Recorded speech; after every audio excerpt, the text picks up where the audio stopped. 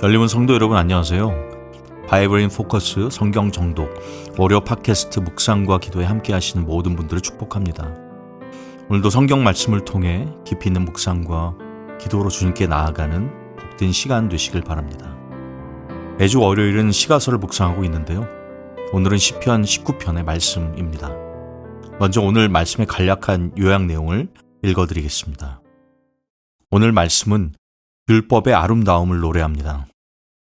다윗은 먼저 온 세상이 하나님의 영광을 나타낸다고 찬양합니다. 비록 창조된 세상은 말이 없지만 믿음이 있는 사람은 그것을 발견할 수 있습니다. 반면에 율법은 하나님의 영광을 명확히 말합니다. 그래서 다윗은 율법이 완전하다고 말합니다. 율법은 지혜롭게 할 만큼 선명하고 마음을 기쁘게 할 만큼 분명합니다. 율법을 통해서 우리는 하나님을 아는 지식을 정확하고 풍성하게 얻습니다. 특히 율법을 정직하게 읽으면 하나님께서 참으로 좋으신 분임을 알게 됩니다. 하나님께서 우리를 구원하시는 분이요 도우시는 분이라는 사실도 분명하게 깨닫습니다. 오늘 시편 19편 성경 정독을 하도록 하겠습니다. 시편 19편. 하늘이 하나님의 영광을 선포하고 궁창이 그의 손으로 하신 일을 나타내는도다.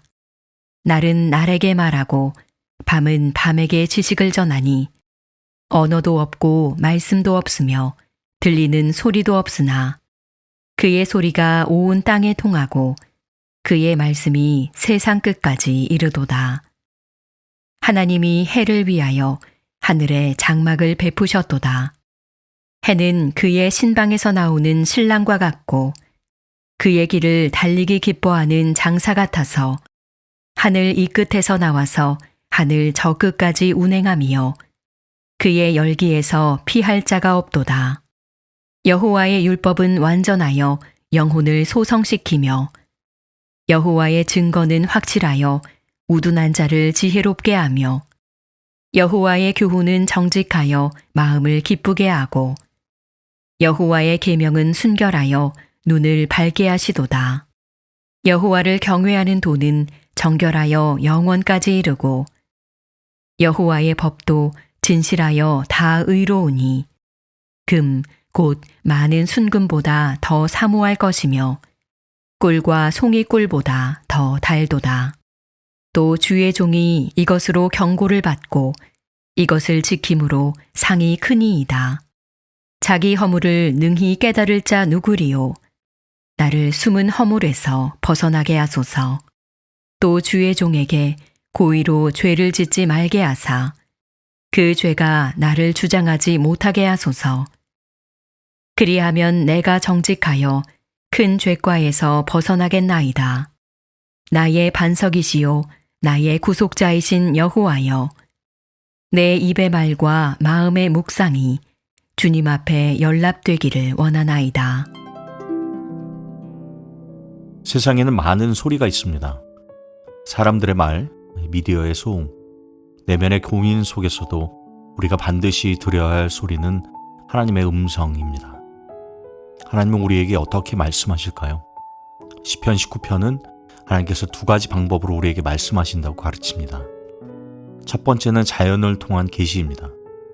창조 세계를 통해 하나님의 영광과 존재를 나타내죠. 두 번째는 말씀을 통한 계시입니다. 성경을 통해 하나님의 뜻과 계획을 명확히 보여주십니다. 이 두 가지 계시를 통해 우리는 하나님을 알고 경외하며 그분의 뜻을 따를 수 있다는 거예요.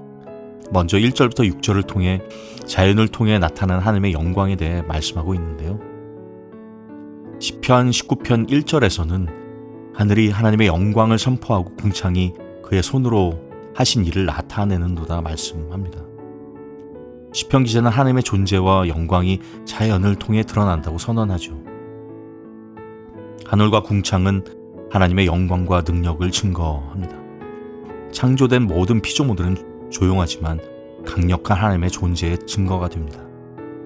하나님의 영광을 선포한다는 표현은 자연이 끊임없이 하나님을 찬양하고 있음을 의미하죠. 그리고 2절부터 4절에 보면 하나님의 음성은 모든 곳에 미친다는 것을 알 수 있는데요.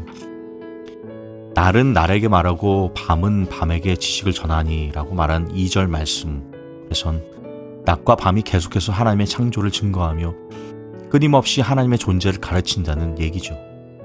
3절에 보면 언어도 없고 말씀도 없으며 들리는 소리도 없으나 라고 말합니다. 이는 자연에 계시는 말이 없지만 그 메시지는 전 세계 모든 사람에게 전달된다라는 의미인 것이죠. 4절에 보면 그 소리가 온 땅에 통하고 그 말씀이 세계 끝까지 이르도다 라고 말씀합니다. 하나님의 창조는 모든 나라와 문화의 동일한 증거가 됩니다. 사람들은 창조 세계를 통해 하나님을 알 책임이 있다는 거죠. 그리고 이어지는 5절부터 6절에 보면 해는 하나님의 임재를 나타냄을 보여주고 있죠. 5절에 해는 신방에서 나오는 신랑과 같고 라는 표현은 해는 기쁨으로 달려가는 신랑처럼 하나님의 임재와 능력을 상징하는 것입니다. 6절에도 그의 열기에서 피할 자가 없도다 라고 말씀하죠. 이는 해를 피할 수 없듯이 하나님의 존재를 부정할 수 없다라는 이야기입니다. 하나님 모든 곳에 계시며 누구도 그분을 무시할 수 없다라는 것이죠. 1절부터 6절을 통해 우리는 무엇을 알 수 있을까요? 바로 우리는 자연 속에서 하나님의 존재와 영광을 묵상해야 한다는 겁니다. 하루를 시작할 때 하늘을 바라보며 하나님의 창조를 감사하는 시간을 가져보는 것. 오늘 이 아침에도 하나님의 창조 세계에 대한 감사로 시작되는 시간이 되기를 바랍니다. 둘째로 7절부터 14절을 통해 하나님의 말씀을 통한 완전한 계시에 대해 말씀을 설명하고 있습니다. 자연을 통해 하나님을 알 수 있지만 그것만으로는 충분하지 않다라는 거죠. 하나님은 우리에게 그분의 뜻을 더 명확히 보여주기 위해 말씀을 주셨다라는 거예요. 좀 더 세부적으로 보면 7절부터 9절이 이 하나님의 말씀의 특성과 그에 따른 능력에 대해 말씀해 주고 있는데요. 7절에 여호와의 율법은 완전하여 영혼을 소성시키며 라고 말씀하죠. 하나님의 말씀은 완전하며 사람의 영혼을 새롭게 합니다. 세상의 어떤 지혜도 하나님의 말씀만큼 온전한 변화를 줄 수 없다라고 말씀하고 있습니다. 8절에 여호와의 교훈은 정직하여 마음을 기쁘게 한다라고 말씀합니다. 이는 하나님의 말씀은 마음을 바르게 인도하며 참된 기쁨을 준다라는 이야기입니다. 9절엔 여호와를 경외하는 도는 정결하여 영원까지 이르고 라고 말씀하죠. 하나님의 진리는 변하지 않고 영원히 신실하다는 말씀입니다. 이어지는 10절과 11절은 하나님의 말씀은 무엇보다 가치 있음을 보여주고 있죠. 10절에 금곧 많은 순금보다 더 사모할 것이며 꿀과 송이꿀보다 더 달도다. 이는 하나님의 말씀은 세상의 어떤 부보다 더 귀한 가치가 있음을 우리에게 말씀해주고 있는 것입니다. 이어지는 11절에 또 주의 종이 이것으로 경고를 받고 이를 지킴으로 상이 크니다 말씀합니다. 말씀은 경고의 역할을 하며 순종하는 자에게 큰 축복을 준다라는 거죠. 우리가 성경을 읽고 순종할 때 하나님의 축복을 경험할 수 있다는 겁니다. 마지막으로 12절부터 14절에서는 하나님 앞에서 자신을 돌아보는 기도가 나오고 있는데요. 12절에 자기 허물을 능히 깨달을 자가 누구리요? 나를 숨은 허물에서 벗어나게 하소서 말씀합니다. 하나님의 말씀 앞에 서면 우리는 자신의 죄를 깨닫게 된다는 거죠. 13절에 또 주의 종에게 고의로 죄를 짓지 않도록 막아주시고, 이 표현은 시편 기자는 의도적으로 죄 짓는 죄에서 우리를 보호해달라고 기도하고 있다는 거죠. 마지막 14절에 보면 나의 반석이시오 나의 구속자이신 여호와여 내 입의 말과 마음의 묵상이 주님께 연락되기를 원하나이다 고백합니다. 우리의 말과 마음의 묵상이 하나님 앞에서 합당해야 한다는 것이죠. 우리의 기도와 예배가 하나님이 기뻐 받으시는 것이 되어야 한다는 것입니다. 전 인격적인 이런 결단과 묵상이 이어져야 된다는 것이죠.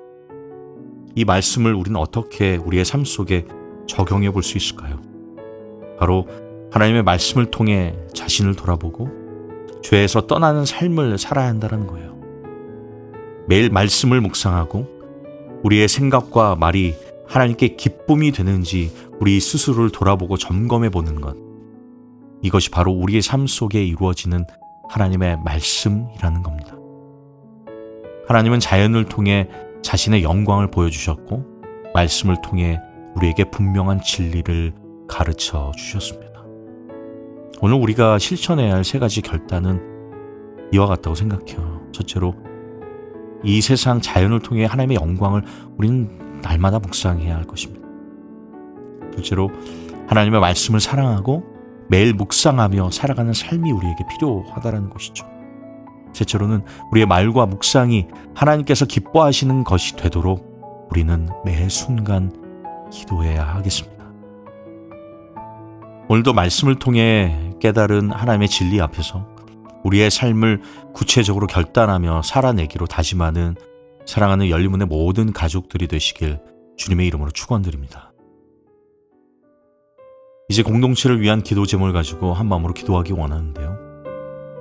먼저 교회의 공동체를 위해 기도해 주실 때 오늘은 성도의 가정 생활을 위해서 기도해 주시길 부탁드립니다.